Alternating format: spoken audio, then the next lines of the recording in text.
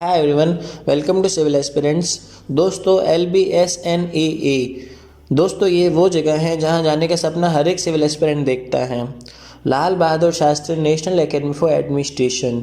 दोस्तों यहाँ जाने का सपना हर एक सिविल एस्पिरेंट का होता है तथा यहाँ पे IAS ऑफिसर की तथा सिविल सर्वेंट्स की ट्रेनिंग की जाती है। दोस्तों आज हम जानेंगे इसी के कुछ इंटरेस्टिंग फैक्ट्स के बारे में। आशा करता हूँ कुछ तो आप इनमें से पहले से ही जानते होंगे, लेकिन कुछ आपको ज़रूर नए सीखने को मिलेंगे। तो चलिए दोस्तों इसी के साथ वीडियो को शुरू करते हैं।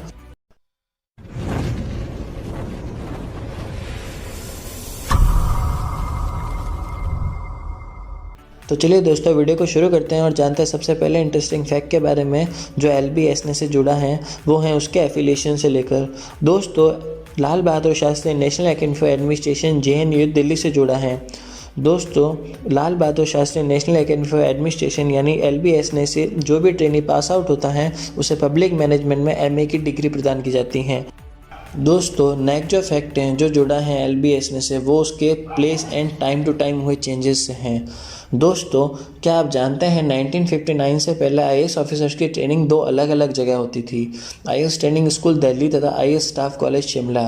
अप्रैल 1959 में तत्कालिक गृह मंत्री के आदेश से दोनों कॉलेजों को कंबाइन किया गया तथा उत्तराखंड के मसूरी में शिफ्ट किया गया। तब इसका नाम 1959 में नेशनल एकेडमी फॉर एडमिनिस्ट्रेशन रखा गया। उसके बाद अक्टूबर 1972 में पुनः विचार किया गया तथा इस नाम के आगे लाल बहादुर शास्त्री नाम जोड़ा गया, जिसके बाद इस कॉलेज का नाम रखा गया लाल Bahadur Shastri academy of administration.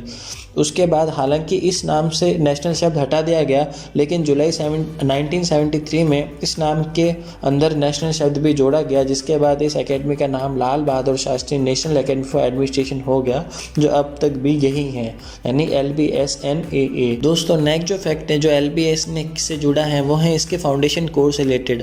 दोस्तों फाउंडेशन कोर्स का ड्यूरेशन 3 मंथ्स का होता है और फाउंडेशन कोर्स परस्यू करने आ रहे सभी ऑफिसर ट्रेनी को पहले ही ये सलाह दी जाती है कि वो अपने व्यक्तिगत उपस्थिति वाले सारे पर्सनल मैटर्स को पहले ही सुलझा ले, क्योंकि फाउंडेशन कोर्स के ड्यूरेशन के दौरान उन्हें एक भी दिन का लीव नहीं दिया जाएगा। दोस्तों इसी के साथ अगर हम नेक्स्ट फैक्ट के बारे में बात करने जाए जो जुड़ा है इनकी सैलरी से लेकर, देन दोस्तों IAS ऑफिसर की सैलरी फाउंडेशन कोर्स के 1 महीने के बाद शुरू होती है, जो कि होती है 56,100 रुपीज़।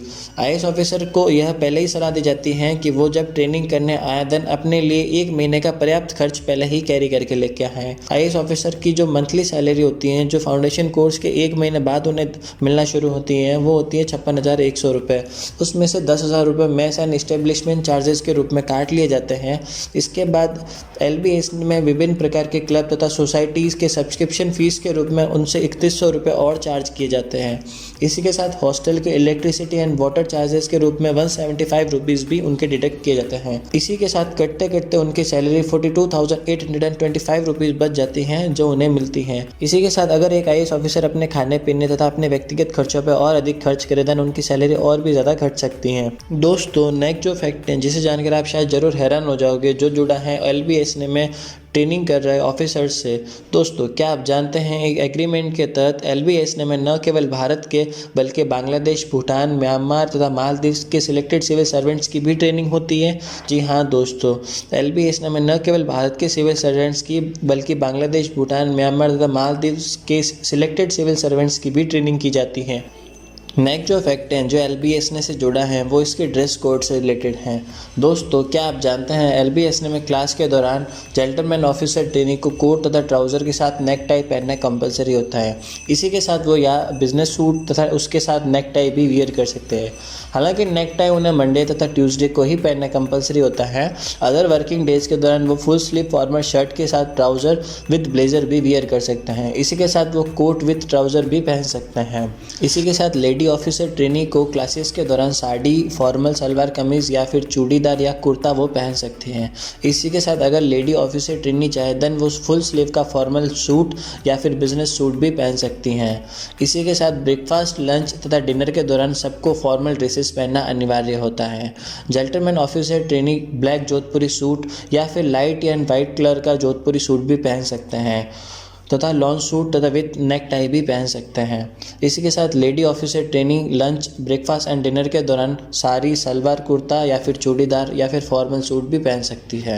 इसी के साथ किसी ceremonial occasion like Republic day, independence day, course inauguration या फिर किसी महत्वपूर्ण गणमान्य अतिथि के आगमन पर ऑफिसर्स को ब्लैक जोधपुरी सूट या फिर वाइट एंड लाइट कलर का जोधपुरी सूट या फिर प्लेन शेरवानी पहनना कंपलसरी होता है।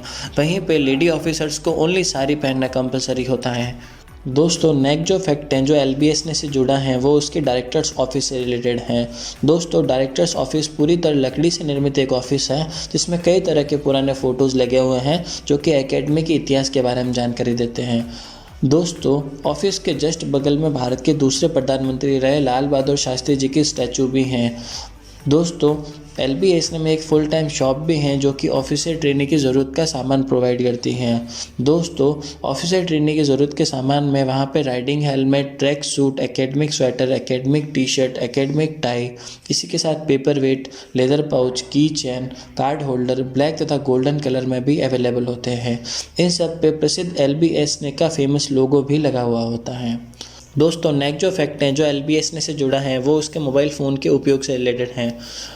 दोस्तों ऑफिसर ट्रेनी को फाउंडेशन कोर्स के दौरान मोबाइल फ़ोन का उपयोग करने के लिए सख्त मनाही होती है। हालांकि वो अपना फ़ोन अपने हॉस्टल रूम में यूज़ कर सकते हैं, लेकिन फाउंडेशन कोर्स की अवधि के दौरान वो अपना फ़ोन हॉस्टल रूम से बाहर या फिर कहीं भी एकेडमिक एरिया में यूज़ नहीं कर सकते।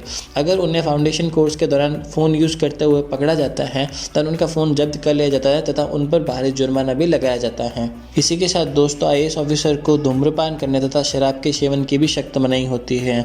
अगर IAS ऑफिसर शराब या फिर धूम्रपान करते हुए पाए जाते हैं तो उन पर अनुशासनहीनता के तहत सख्त कार्रवाई भी की जाती है। दोस्तों नेक्स्ट जो फैक्ट हैं जो LBS से जुड़ा है वो ये हैं कि अगर आप एक आम इंसान हैं और आप LBS का कैंपस घूमना चाहते हैं देन आप ये सुरक्षा कारणों की वजह से बिल्कुल नहीं कर सकते। आप LBS का कैंपस घूमना चाहते हैं देन आप यह 2 ही कारणों की वजह से कर सकते हैं।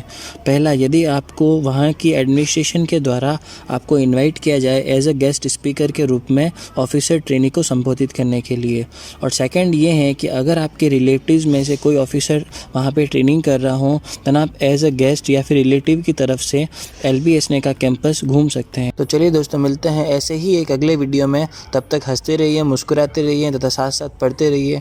जय हिंद साथियों।